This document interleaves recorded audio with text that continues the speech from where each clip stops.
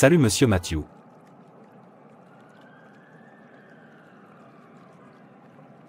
Monsieur Matthew, à quoi pensez-vous? Ah, tu es là. Je suis debout ici depuis plus de 15 minutes et vous ne m'avez même pas remarqué. De quoi s'agit-il? Mon frère, tu ne comprendras pas. Ils ont renvoyé mes enfants de l'école à cause de leurs frais de scolarité.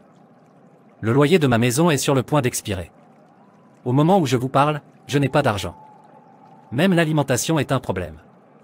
En fait, je n'ai aucun espoir. Je ne sais même pas par où commencer. Et vous pensez qu'en pensant vous résoudrez le problème. Par conséquent, je vous le dis, ne vous souciez pas de votre vie, de ce que vous allez manger ou boire, ou sur votre corps, ce que vous porterez. La vie n'est-elle pas plus importante que la nourriture, et le corps plus important que les vêtements? Matthieu 6 verset 25. Nous sommes la plus précieuse de toutes les créatures de Dieu.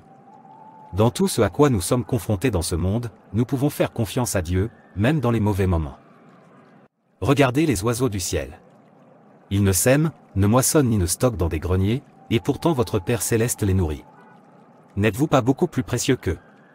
Matthieu 6 verset 26. Les oiseaux n'ont pas peur. Pourquoi? Parce qu'ils savent que Dieu pourvoira à leurs besoins. Ils savent que la main de Dieu est dans tout. S'ils sont tellement pris en charge par notre Dieu, combien plus pensez-vous qu'il se soucie de vous et de moi? Nous qui valons plus que beaucoup d'oiseaux? Dieu n'est pas un homme pour mentir, ni un fils d'homme pour changer d'avis. Est-ce qu'il parle et n'agit pas? Promet-il et n'accomplit-il pas? Nombre 23 verset 19. Faites confiance à Dieu et laissez-le porter votre fardeau. Si nous nous inquiétons, nous traitons Dieu de menteur. La Bible dit explicitement que s'inquiéter est un péché parce que c'est dire à Dieu qu'il ne peut pas gérer les problèmes de votre vie. C'est n'avoir aucune foi en celui qui vous a créé et a ordonné vos jours alors que vous n'étiez pas encore formé. L'inquiétude est quelque chose qui vous ronge physiquement. Cela vous donne un ulcère à cause du stress anxieux. Cela crée une pression artérielle élevée dans vos veines. C'est quelque chose qui vous affectera physiquement d'une manière que vous ne voulez pas être affecté. L'inquiétude est un tueur. L'un d'entre vous peut-il, en s'inquiétant, ajouter une seule heure à sa vie? Matthieu 6 verset 27. L'inquiétude vous rend improductif. L'inquiétude paralyse votre capacité à bouger et à agir. Cela permet à votre esprit de s'attarder sur des choses inutiles et souvent irréelles. Les choses dont vous devez vous occuper sont laissées pour acquises. Cela dévorera vos pensées. Au lieu d'agir et de planifier comment résoudre votre problème, cela prendra la forme de « et si » et de « devrait avoir ». Au lieu de prendre le problème tel qu'il était de faire les bons plans et de prendre les bonnes mesures de l'action, s'inquiéter rend le problème plus grand qu'il ne l'est et nous fait réfléchir et repenser notre plan d'action au point que nous abandonnons. S'inquiéter ne peut résoudre le problème.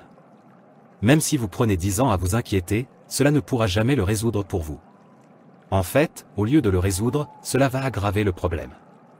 Les problèmes sont des problèmes. La nature même de nous, les humains, est d'essayer de les résoudre.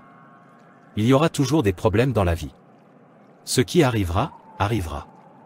Souvent, nous pouvons faire quelque chose à ce sujet. S'inquiéter ne sert à rien et est finalement inutile. Alors pourquoi s'inquiéter? Jésus a enseigné à ses disciples de ne s'inquiéter de rien, puisque Dieu, le donneur de vie et le nourrisseur de corbeaux pourvoira sûrement à tous leurs besoins.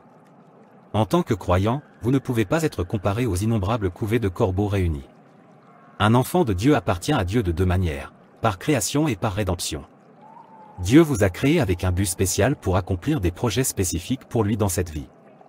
C'est pourquoi vous êtes extrêmement et éternellement précieux à ses yeux. Bien plus que les corbeaux. Votre vie a une pertinence actuelle et une signification future dans le programme de Dieu pour l'Église et le monde.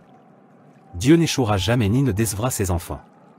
Ce qu'il dit, il est capable de l'accomplir. Tout ce que nous devons faire, c'est respecter notre propre part de l'alliance. Vous devez vous résoudre à suivre les instructions de Dieu avec diligence. Par la suite, vous ne devez jamais douter de la puissance infaillible de Dieu. Au contraire, vivez quotidiennement avec la ferme assurance de l'amour et de la puissance de Dieu pour subvenir à tous vos besoins, besoins spirituels, physiques, matériels et financiers. Chaque fois que vous perdez de vue votre unicité dans l'agenda de Dieu et que vous vous découragez face aux vicissitudes de la vie, prenez la résolution de croire en sa parole et vous verrez la bonté de Dieu même dans des situations apparemment désagréables. Celui qui nourrit le moineau est trop fidèle pour t'oublier, sa propre image et ressemblance. Merci Dieu. Merci Jésus. Merci Saint-Esprit. Si vous êtes chrétien, il n'y a tout simplement aucune raison pour que vous portiez le poids qui est déjà entre les mains de Dieu de toute façon. Vous devez poser la valise et permettre à Dieu de la porter. La meilleure façon de le faire est de prier et d'effectuer le transfert. Pour certains, c'est très difficile parce qu'ils ont nourri leurs angoisses pendant si longtemps. Mais nous devons simplement abandonner et déposer nos fardeaux aux pieds de Christ. Alors priez et dites: Seigneur Jésus, je te transfère tous mes problèmes, mes angoisses, mes maladies.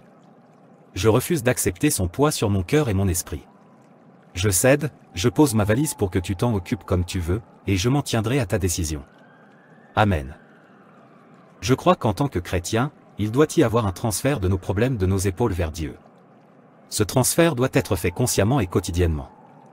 Déchargez-vous de tous vos soucis sur lui, car il prend soin de vous. Cela ne signifie pas que nous n'aurons plus jamais d'autres soucis, cela ne signifie pas que nous serons libérés de la douleur émotionnelle, mais cela signifie que nous avons la confiance que Dieu est là pour nous, aujourd'hui et demain. La paix que Dieu donne et la douleur émotionnelle de la perte peuvent exister simultanément en nous. Et si l'angoisse revient, vous réaffirmez votre décision de le laisser à Dieu. Vous n'accueillez pas les angoisses en retour, mais les rejetez au nom de Jésus, brisant le pouvoir du diable qui vous a lié. Merci d'avoir regardé.